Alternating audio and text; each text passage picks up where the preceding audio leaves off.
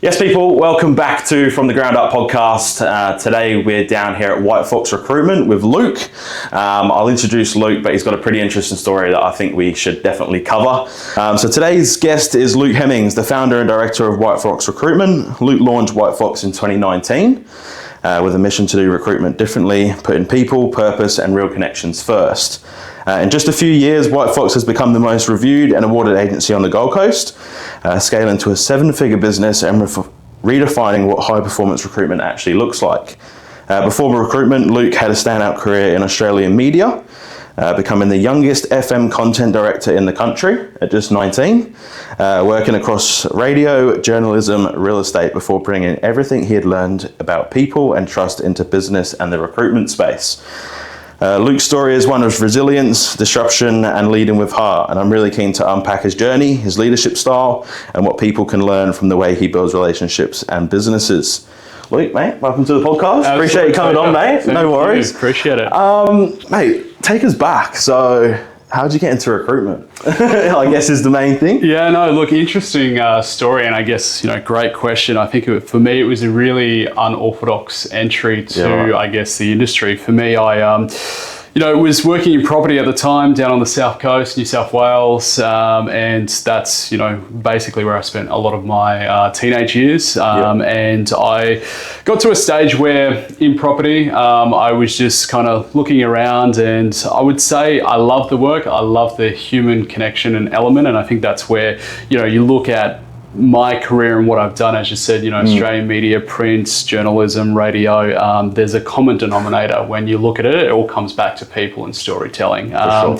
And at the time, when I was working in real estate, I kind of found that I was getting a little bit bored in what I was doing. And that's something that I guess I'm always about. I don't like to sit still. I always like to push the envelope. And I said to a friend one night on a call, I said to her, I just feel real estate's not for me anymore. Yeah, right. And she said to me, she goes, funny you say that, because I'm feeling a bit the same way. And I said to her, well, what do you reckon I should do after this? And she's like, why don't you give recruitment a crack? And fuck, I had no idea what recruitment was. Like, I've been to employment agencies. I was like, that's like not really for me. And then I kind of pondered on the idea for about 2 weeks. And then I thought to myself, I said, why don't I give it a crack? And she goes, there's one condition. You have to go out on your own and build your own business. Yeah. And again, it was a bit of a scarcity at the time because I had no experience. But then I thought to myself, there's never a right time to start a business. It's about execution. Absolutely. And that's when I kind of, pushed the green lights and started the business back in Canberra. I remember,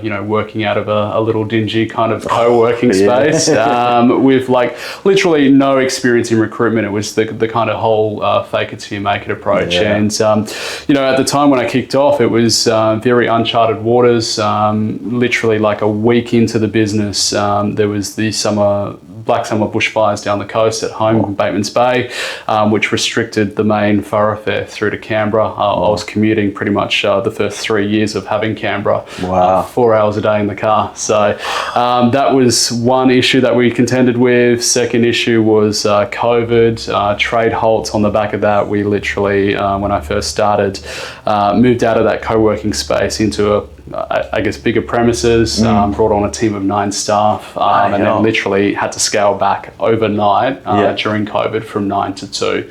But one thing that I kind of learned is I kept the most expensive staff member with the most, experience under her belt. And that's, I feel, what, in my opinion, really catapulted the brand to what it is today. Right. And then, from there, basically, seen a gap in the market to do something here on the Goldie, was always watching it, kind of kept that under wraps. Canberra post-COVID turned a lot federal government and really government oriented.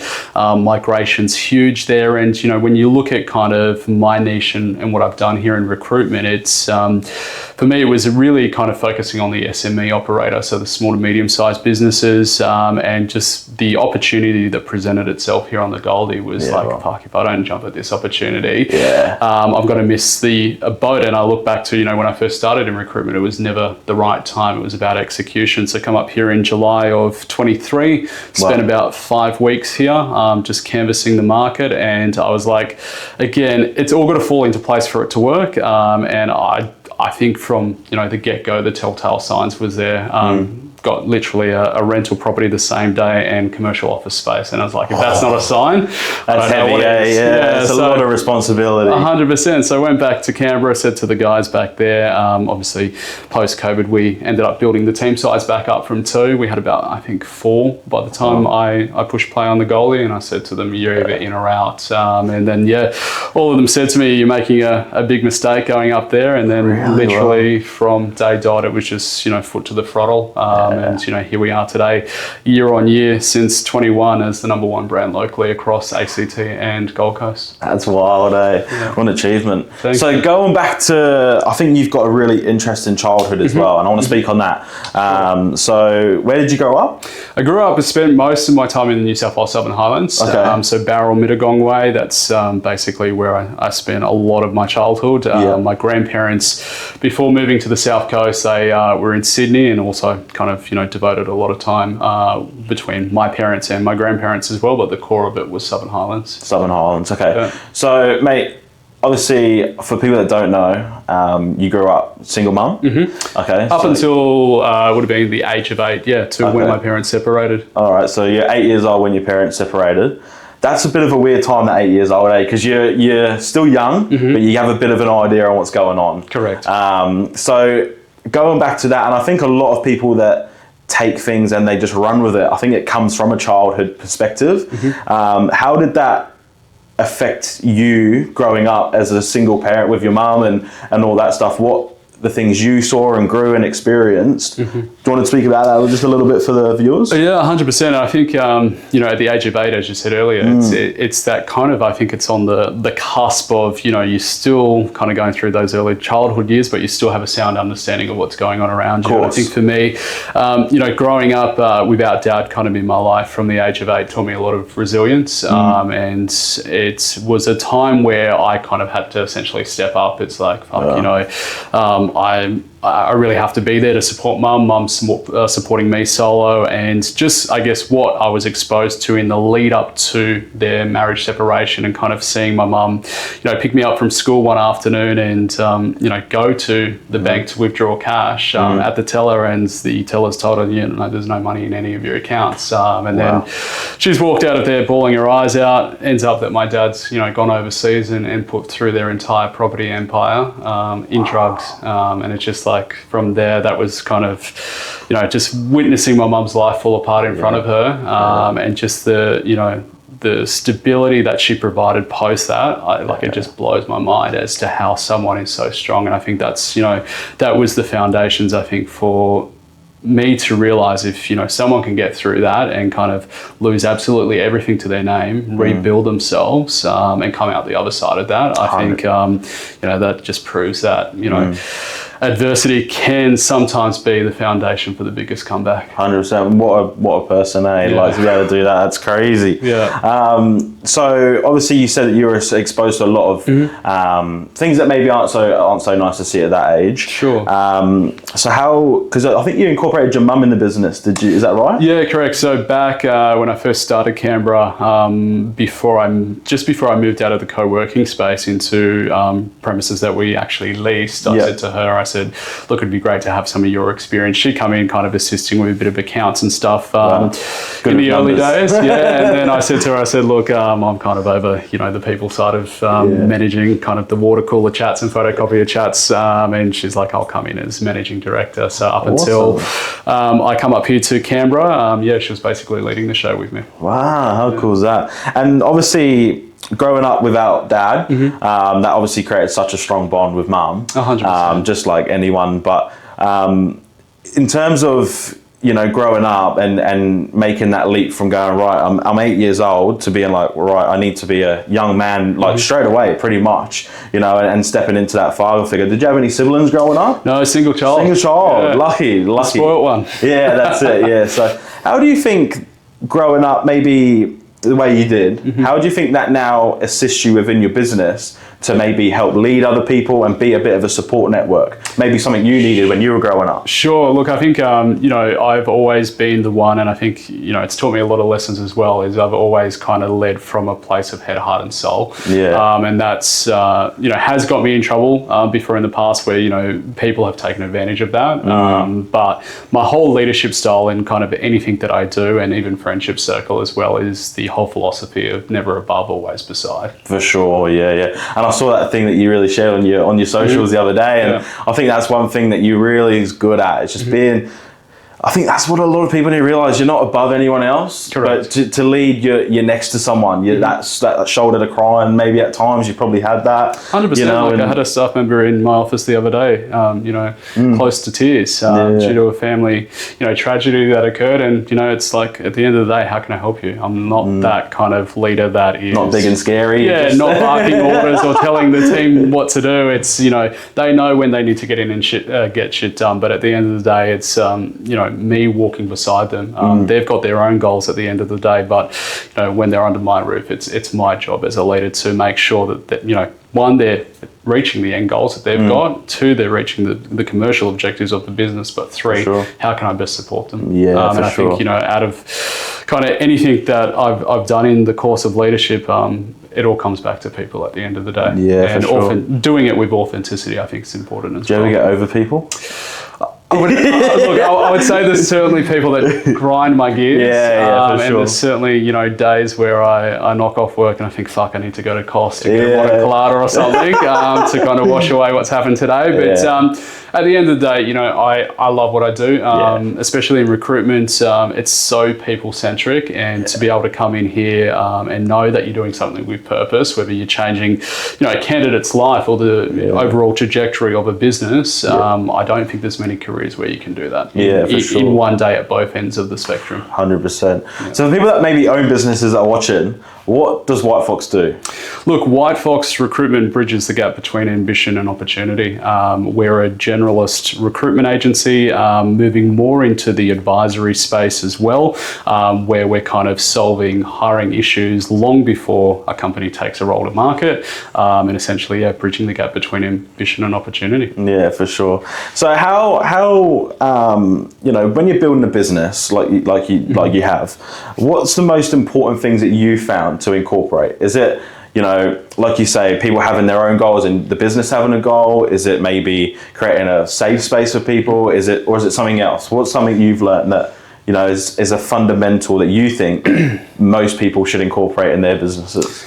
Yeah, look, I think it all starts with structure. When you're building something, from a foundational aspect, you've got to have structure in place. And I think, the hardest thing that I've kind of learned is bringing the right people into the business, especially kind of in today's demographic and generation.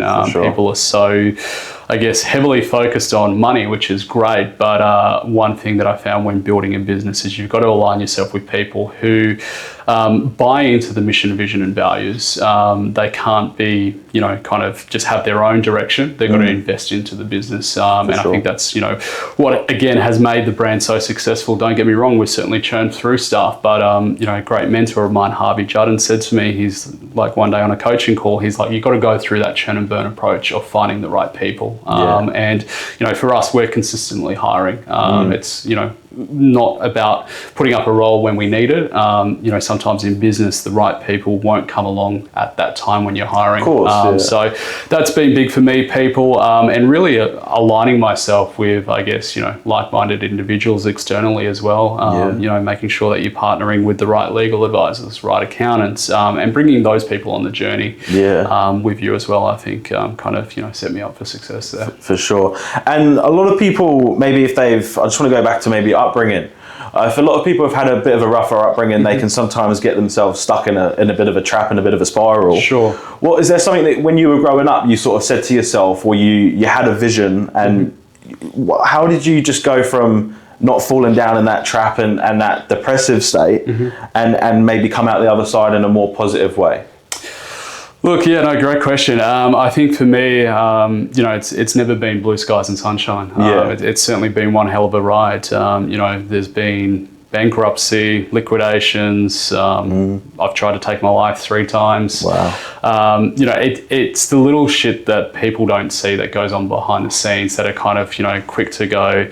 I call it the nitty shitty bitty committee, where they're kind of, you know, pointing fingers going, oh, he failed here, he failed here. But it's not about that. It's about, you know, you look at kind of how many businesses on a daily basis go into liquidation, or, you know, how much adversity someone has. I think that there's this typical stereotype, I guess, in people these days where they don't like you achieving much more than they have in life or business. And the Gold Coast has been renowned for that tall poppy syndrome. But what I've found here is I think that dynamic's really shifting over the past couple of years, certainly to when I was first here, where, you know, it's become an epicenter for businesses getting off the ground, and there's becoming a bit more of a support network there. But for me, look, on the top of adversity, I think it's about, you know, bouncing back. I've never kind of been the one that, you know, falls down that hole and stays there. It's like, you know, you take it on the chin, and it's like, you know, fuck, I'm at rock bottom, but we don't stay here. It's like, how can I get up and go again? And I think that's what has really kind of, you know, served me on my journey. Is I've never been one to kind of stay down there. It's like, okay, let's strategize a plan, and how can I get to ultimately where I want to be. And you know, there's certainly been a hell of a lot of shit that's happened along the way, but I've always left distractions at the door and kind of focused on my own lane. You know, even with competitors, having a healthy respect for where they are, but it's like tunnel vision. I've got a vision, I want to execute it. How do we get there? Yeah, for sure. And I want to just talk about mental health. Obviously, that's been a big thing. I've actually just launched a podcast yesterday. I launched a podcast with Matty from the Better Blokes Project. Yeah, right, there you go. And Blokes Advice, he was a big thing on that. So what's your experience of mental health? You know, I think a lot of people get affected by it, but it's not spoken about. Sure. I think especially men's mental health. What's your experience, and what sort of place have you maybe found yourself in previous times? Yeah, look, mental health is important to me, and I think, you know, that comes back to, again, you know, the care factor that I have in people as well, because you never know, especially as you said, you know, men's mental health and mental health across the board in, I guess, you know, the younger demographic, like our age demographic, isn't really spoken about as much as it should be. And for me, look, I've certainly been there, you know, depression, anxiety, starting a new business, you know, losing friends. It was only 4 years ago now that I battled with weight. You know, that was very self-conscious on body image, and, you know, trying to take my own life, what would have been only probably 6 years ago, 3 times. And then I was just like, okay, well, where do I bounce back from here? And I just kind of, you know, that's what prompted me in 23 when I moved to the Gold Coast is I don't want to stay in a place that broke me. And I really feel like back home, and the ACT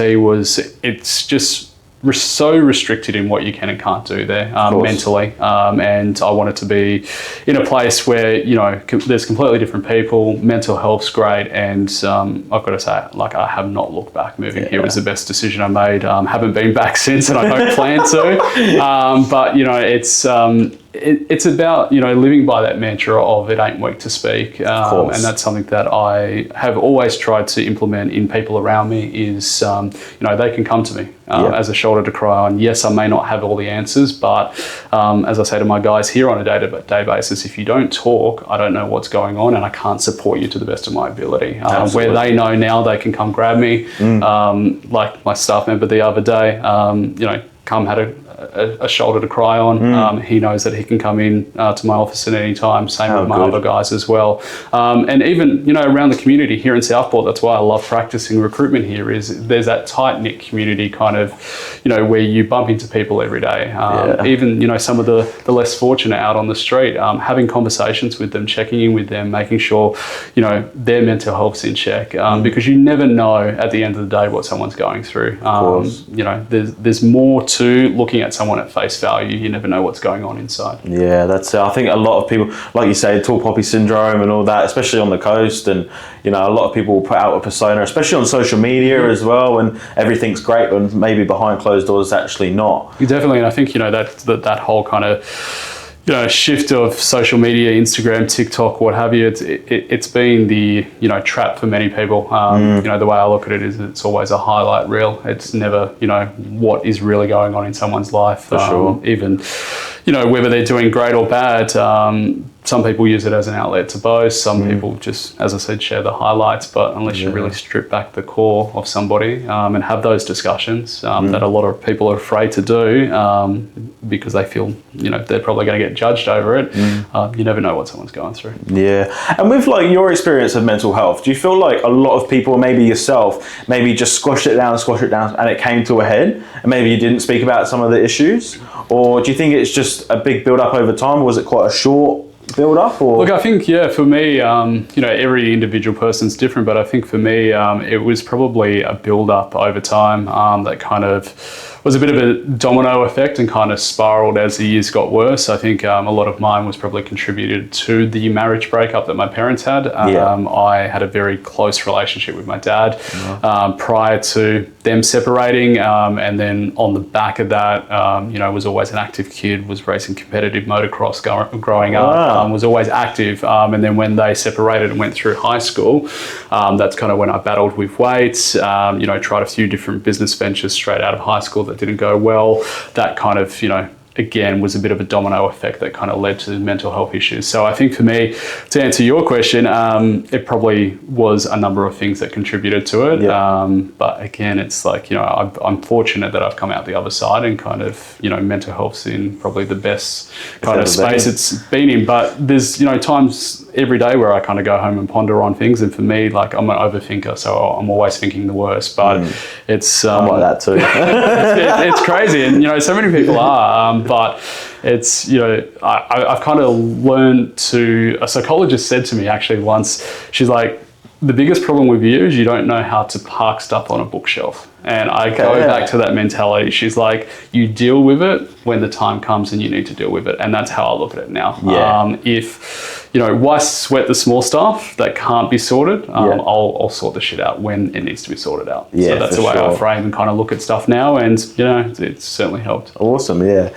So obviously, you've probably got a bit of a stressful life, obviously running a business, and you've got a lot of people that may come to you with problems. What's your thing that you love to do? What's your release that maybe on the weekends or an evening that you're just like, this is my thing that I can just... Do you ever just kind of like switch off, or are you just constantly going? It's constantly going.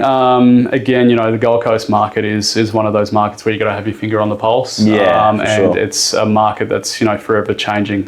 Pretty much overnight, things change. I guess being a tourist hotspot. But for me, I love travel.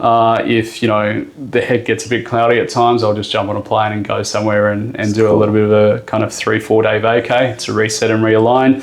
I done that earlier last year. I went to Queenstown for a bit and, you just feel so grounded when you go there. And for me now, I guess as a business leader where I've moved more kind of off the tools into kind of advisory and kind of, being hands-on with the team and kind of guiding them, I've really learned to kind of delegate, and I'm pretty fortunate as a managing director inside a recruitment firm to have an executive assistant where I can of, delegate stuff to as well. But with my broader team as well, I have a big philosophy that, when we clock off here at 5, they need to realise what can carry across to the next day. My biggest problem in the early days was, taking stuff home, working at home, and that, I think, certainly caused a lot of burnout, a lot of fatigue. But, it's I'm pretty fortunate that whilst I'm going 24/7, there's still that support and delegation there. Yeah. Did you find that in the real estate space, that not being able to switch off? Because that's what I found. Because I was working in real estate, and you like you say, you finish at 5 and you go home, people are still texting you at 8 o'clock at night, and then you answer. You might not start work till 8 o'clock in the morning, but you're on the phone at 6, 7 o'clock. Like, it's just that burnout comes real quick when you're not resting. Hey, definitely. And in property management, which is what I was doing in real estate, it was go constantly. But I'm pretty fortunate here where I don't give out my mobile number. Oh, how good. I give out the office phone, so that's restricted 9 to 5 until then. It can wait. Yeah, it can wait. Fair enough. So, mate, I want to talk about, obviously, the younger generation. Obviously, you probably have a lot of exposure with candidates and people that are, a lot younger. A lot of people may say that the younger generation's getting lazy and they've got too many things getting handed to them and times have changed. What's your opinion on it? Look, I don't think it's a place of laziness. I think it's a place of self-entitlement. Okay. You see a lot of candidates, we had one in here recently, which was a bit of a funny story. Just come out of high school, was working in fast food, and she wanted to go for a reception role. And we asked her, salary expectations, what she's chasing. She's like 90 grand. Whoa. And it's just like, how can you justify that for someone that's got no experience? But I think with this whole demographic, social media, I think, certainly had an influence on this demographic. Go back to, the 90s, early 2000s, and it wasn't so big. Like, there was obviously social media coming back through. I remember when I was in high school, racing home to get on MSN Messenger back in the day, and Bebo and all those ones. But these Little days, Blackberry. yeah, exactly. Like the other day I was walking through Pac Fair, and it was just like a whole group of girls just, obviously going shopping, but all of them heads down in their mobile phones. It's like, have a conversation, do something. And I think there's been that, persona for far too long where this demographic has certainly just kind of been influenced by what's online. Whereas, going back to our demographic, you're probably, out there on weekends having fun with friends and what have you. Riding your bike on the street and all that. And, economy conditions change. I get that. And, there's obviously need for money. Everyone, the world wouldn't function without money. But I think so many people in this certain age demographic have unrealistic expectations, even when it comes to salaries as well. But I think that's driven by a number of external influences. And many people watch this that they're looking to get into maybe a different role than what they're in now. What would is there not advice as such, but is there things that you would say to them that may help them get a role in a business they want to get in? Certainly, and I guess, if you're not going through a recruitment agency, my biggest, approach is if you are applying for a role on, any of the job portals such as Seek or Indeed or anything like that, jump online, do some research on, I guess, whoever the hiring manager is or the founder of the business, and make the application personable. There's nothing fucking worse that grinds my gears when I get an application and they're like, oh, I'm applying for the reception role, but it's like a projects manager role. It's like, do your research, make it personable, write a cover letter to the hiring managers, look up their recent achievements. Maybe they've been, recently took out an award or something. Highlight that in there. So it shows that you're actually interested. Is that the sort of things that you look for when you're hiring? Our approach is, I guess, a little bit different because they're coming through an agency, but I always say to candidates, flesh out what your career objective is. That's what we really want to understand, how you're going to add value to this role that you're applying for, what you've kind of done, how it translates to the position that you're applying for. Again, there's just that kind of stereotype and persona with job boards these days where candidates have got the access to do just quick apply. It's like, are they actually applying for this specific role? Is there intent behind it, or is it just for cash? Yeah, for sure. Mate, obviously you've got quite a list of awards. I'd be here for days if I started rattling them off. But do you want to speak about a few of them that you've been involved in? You're a member on quite a lot of stuff. Thank you. So maybe have a chat about what sort of things you've accomplished in the past and achievements and awards. Like, that's a pretty big list. Thank you. I guess some standouts that come to mind would be back in 24, we took out the APAC Recruitment Brand of the Year. Now, what is that for people that don't know that? So Australia Pacific Recruitment Brand of the Year basically means that, we're up against a judging panel. The application got reviewed, and then we got selected as the winner across Asia Pacific. It was 24 that we also took out Best Finance and Accounting Recruitment Agency in Queensland. So that was huge. And then year on year since 21, both local, nationally and internationally, we've had some recognition. So it's been huge. But at the end of the day, it's not all about the awards. It's about the work that we do. And for me, I'm fortunate to be in the position that we are with the success that we've had. But it all comes down to hard work. Exactly. Everyone kind of looks in from. Doesn't happen overnight. Hey. No, and that's what a lot of people don't understand. We've copped a lot of shit over it before in the past, where they're like, people are like, they're fake awards. It's like you actually get in. You have to earn that stuff. You do the work, and it's got to be earned. For sure.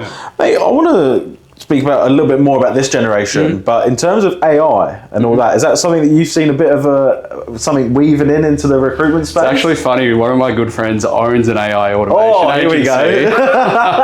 A little bit of a plug for Seller AI, but every time we catch up, he's always down my fucking throat. AI this, AI that. He even text messages me and gets an AI assistant to do it. Wow. So look, it's like ChatGPT on steroids, eh? Pretty much. I think AI is, coming into play a lot in recruitment, especially in tech stack. There's a lot of, technologies out there, applicant tracking systems that are now, parsing resumes kind of based off AI. There's a lot that you can do in the recruitment space in AI, but for me as an agency leader, I've always kind of stepped away from it. I wouldn't say sidetracked from it. I am aware that it's there. The functionalities, our programs back of house certainly do have a bit of AI stuff into it, but again, it's always been that people-centric approach, and I think that has has kind of made us be front and center of the Gold Coast market. Is we're not about having AI do everything. Certainly, it's changing the game across multiple industries and businesses, but in recruitment and even in real estate, from your background and my background, people want to deal with people. Of course, And like everyone says to me, why don't you kind of do, interviews online and video interviews? We have a big, emphasis here at my office that we get every person in office for an interview. Unless they've got COVID or they reside interstate, there's no reason as to why they can't come in. It allows us to really understand, who they are, where they've come from, what they want out of a career. And you can't please do not tell me that you can build the same profile from someone via AI or on a video call. You don't get that vibe of that sort of 100%. Person. Hey. I always say to the guys, when you shake the hand, how clemmy is it? Have they got the red rash going on around the neck? You can't pick up on all those nitty gritty little things. Look, why it's there, to answer your question, I totally feel that there's a big change coming in recruitment for AI, but it's about how it's going to be utilised. And I think a lot of people will leverage it, but probably for the wrong reasons. And there'll be a time where recruitment comes to losing that human-centric approach. Yeah, for sure. Mate, you spoke really quickly just before about some previous businesses that may have failed before obviously White Fox and that. What was the thing in your brain that you wanted to just keep going? What was the a lot of people will start a business, it'll fail, I'm done. You know what I mean? How did you just keep trying? Is that just something that's wired your way, or is it something you've had to maybe learn? Maybe something you've had to learn over time? You took the words out of my mouth. I think getting good at this. I think you'll be a pro soon. Look, I think for me, I've always been wired differently in that sense, and I think it comes back to, the competitive sports that I'd done growing up as a kid, that if I want something, I will get it. I'll always find a way. And for me, it's never been about, if something fails, giving up there and throwing the towel in. There's certainly been times where, in this business, I've even, had my mum on the phone at night time, having a chat to her and saying, hey, I think I'm going to throw the towel in here. But it's you get up and go again the next day. It's like, okay, the way I look at it and the way I frame it is it was a shit day, not a shit life. Yeah, that's awesome. Yeah, and I think a lot of people, they are too quick to throw in the towel. They've not got that grit. And I think you're right. If you want something, you're going to get it. 100%. And I think a big thing that I see these days as well is, again, coming back to this generation, this demographic, is they try and dabble in everything.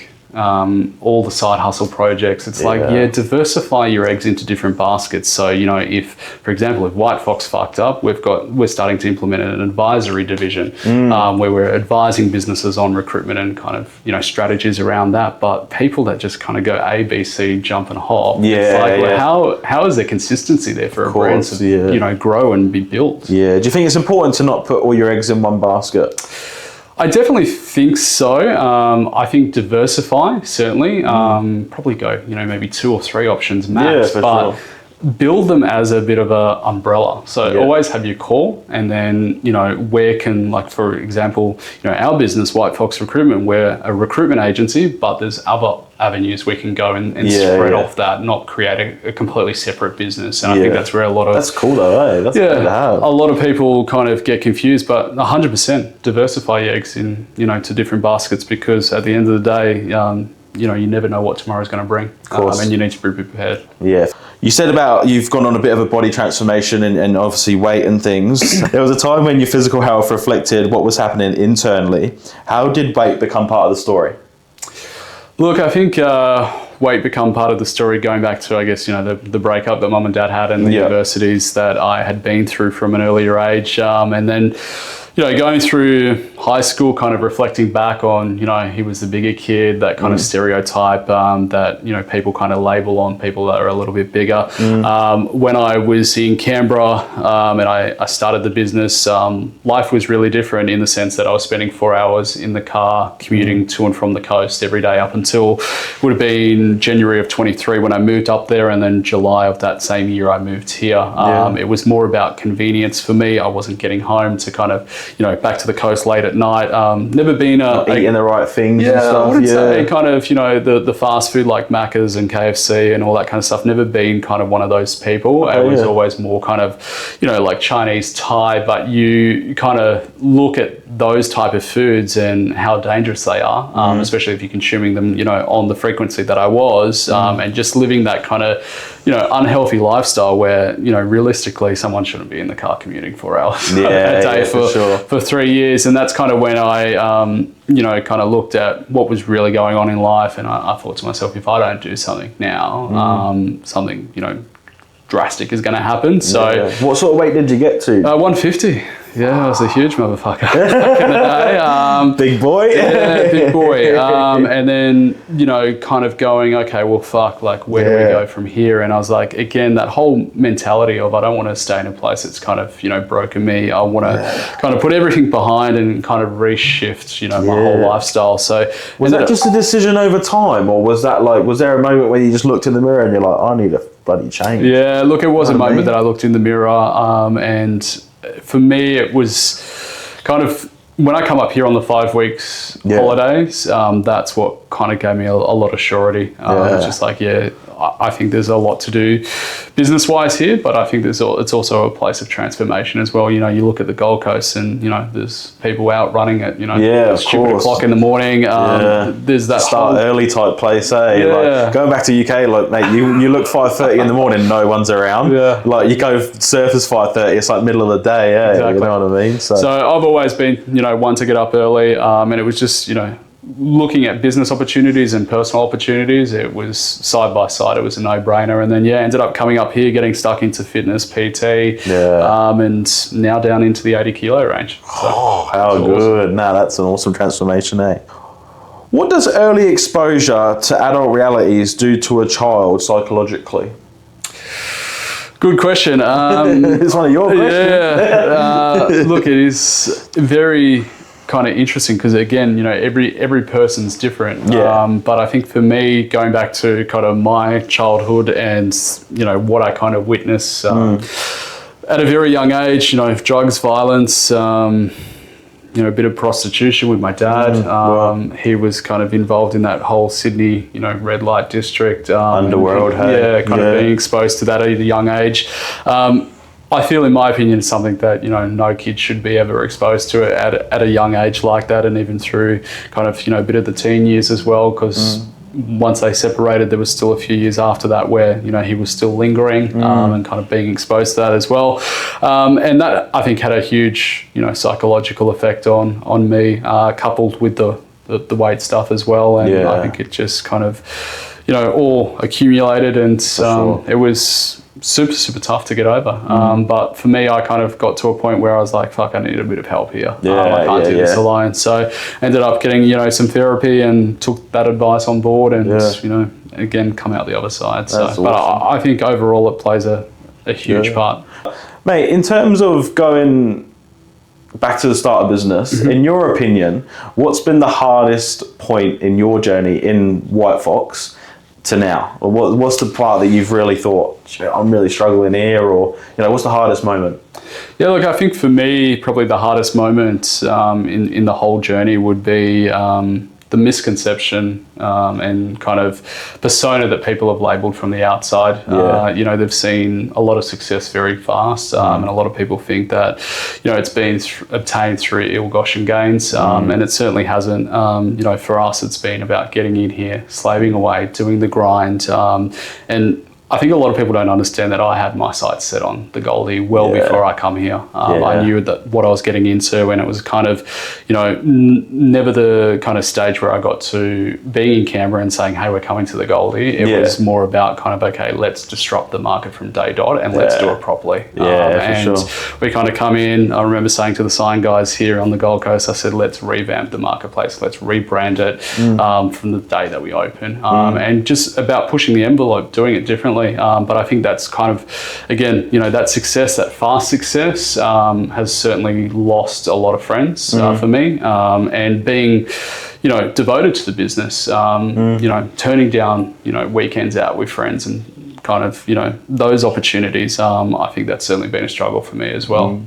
I think it's that thing, isn't it, of like, that philosophy of like the bus is leaving, you're on it or you're not. Yeah, exactly right. And I think one thing that I've kind of learned out of the whole journey of being, you know, in business from start to finish is, you know, everyone's not on that bus. And sometimes you've got to leave people where you kind of, you know. How important has that been to you? Like, I think for business owners, they have to be on a different wavelength. And a lot of people, they won't maybe support it, or they might not be able to get on the same aspect as you. Has that been an important thing to maybe cut them sort of people out, or do you just try and incorporate them in small little bits, or like how's that been personally for you? Yeah, look, I think personally for me, it's I've kind of always gone with the philosophy that I want to be surrounding myself with people that have done stuff that I haven't yet achieved. That's kind of where I look at my friendship circle, and even with staff, you know, every year I kind of do a bit of a stock take and say, okay, are they adding value to the business? You know, how am I adding value to them? There's some sort of, you know, misalignment there. I go, well, what's the point of keeping a friend or an employee in the circle?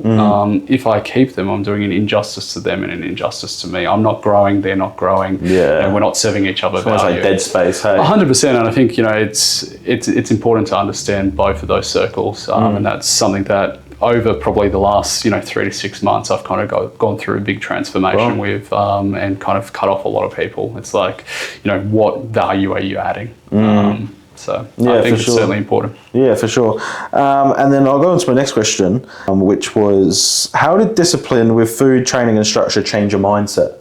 Because obviously that's a big thing. To lose all that weight, you've got to do a lot of training. Definitely. Eat the right stuff. But you've probably carried that on past that now and been like, right, if I can do that, I can do flipping anything pretty much. You know what I mean? Definitely. I think it's about a realignment and mindset. Again, when I come up here, I wanted to kind of change, you know, the whole mental outlook. Gave me a lot of clarity coming to a place where I knew absolutely nobody. I had to rebuild myself, and that come with having, I guess, you know, that strong mentality and mindset. But for me, it comes down to, you know, being conscious and mindful of, you know, what I'm consuming, making sure that each day revolves around structure and discipline. Once you get your mindset in check, anything can, you know, flow from that. Anything's possible, in my opinion. Yeah. What is there, like, maybe give us 3 values, or like 3 things you live by? Ooh, good question. I'd have to say confident, daring and different. There we go. Yeah, right. And why are they important to you? Look, you've got to be confident in what you do, confident in business, confident in, you know, the way you talk to people, confident in body image. Different comes from a state of being authentic, and daring is about, you know, pushing the envelope, taking the risks. I certainly would not be in the position that I am today if I didn't take the risks that I have. You know, some pay off, some don't, but I don't want to be in a position, you know, in 10, 15 years where I look back and I go, shoulda, coulda, woulda. Yeah, that's a hard place to be, hey? Mate, what does the future of White Fox look like? Obviously, we've just started 2026. So what does this year and maybe even the start of next year look like for you guys? Yeah, look, for us, it's a year of what we would call consistency. For us, we don't want to be, you know, casting the net far and wide in terms of service areas or diversifying on, I guess, you know, our service offering. For us, it's really leveraging on what we've built here on the coast. We're in a fortunate position, probably the best position that the brand's been in since we've been here on the coast, and really doubling down on that and kind of, you know, proving to the marketplace that we're here to stay. We're here to stay for the long haul, and leveraging off the success that we've already built, and coming back to, I guess, the mantra of 2026, which we would describe as consistency. Yeah, for sure. And anyone that wants to get into recruitment, what would you say to them? Is it potential to even reach out to yourself? 100%. Come and talk to Whitefox.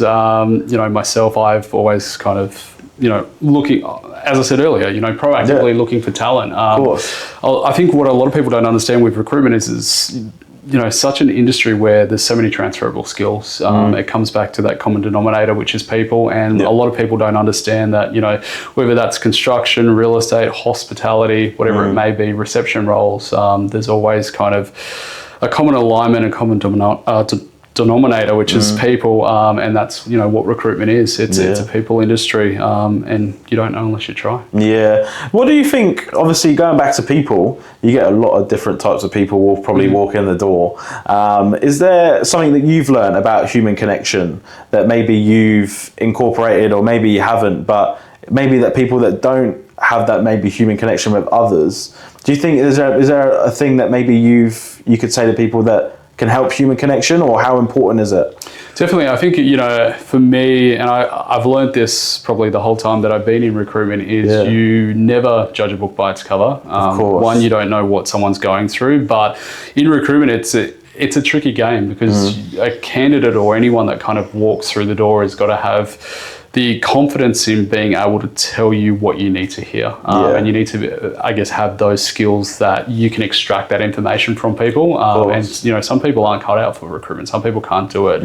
A candidate or anyone, that we come into contact with has to kind of feel like they're in a place that feels safe, and then they can kind of, tell you everything that you need to know. Of course, I think that's certainly important for me. But at the end of the day, whether they're at the higher socioeconomic end of the spectrum or the lower, everyone's treated equally. Yeah, for sure. And so this is your only office at the moment? This is my only office. So is there going to be plans for maybe another office in the future, or are you pretty happy just staying? Certainly not. Like, I look at what the Gold Coast has to offer, and I travel abroad quite a fair bit. Where's your favourite place you've been to? I'd have to say Queenstown. Really? Wow. My partner will like that. She's from New Zealand. So. There you go. But look, I keep getting drawn back to the Goldie. We've certainly, had a look around at other opportunities around the country. But at the end of the day, Gold Coast is a place that, there's incredible opportunity here. And with the Olympics coming up, there's going to be a boom then, and I think there'll be a boom post-Olympics as well once, we get exposure to that international stage, where people want to, move and relocate to the area. And I think what's happening business-wise here, there's a lot of people relocating from, interstate counterparts, Sydney, Melbourne, and bringing businesses with them. And I think the opportunity here is only getting started. So for me, it's about, leveraging on what I've already built here. Yeah. Do you think that's what makes the Gold Coast so appealing to so many people? Hey, 100%. Because you speak to so many, I lived in Sydney, I lived in Melbourne, I lived in New Zealand, and then everyone just seems to be moving here, right? Like, population growth's crazy, definitely. Employment's crazy, new businesses is crazy. So I think that's where, like, again, a lot of people go wrong. I look at, some competitors of mine, and they're trying to diversify, try and go across the country, have offices here, there, everywhere,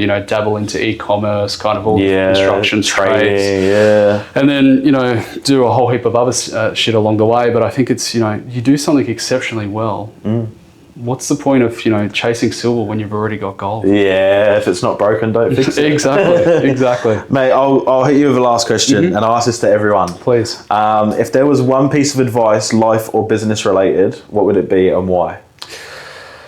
Great question. You've really thrown me on the spot here. I love that, because it gets everyone. I think for me, a mantra that I always live by is every winner was once a beginner. And no matter how hard or, how cloudy the days can get, keep going. Whether that's in business or, personal life. I look back at where I was once at the start line. I wouldn't say I'm nowhere near the finish line.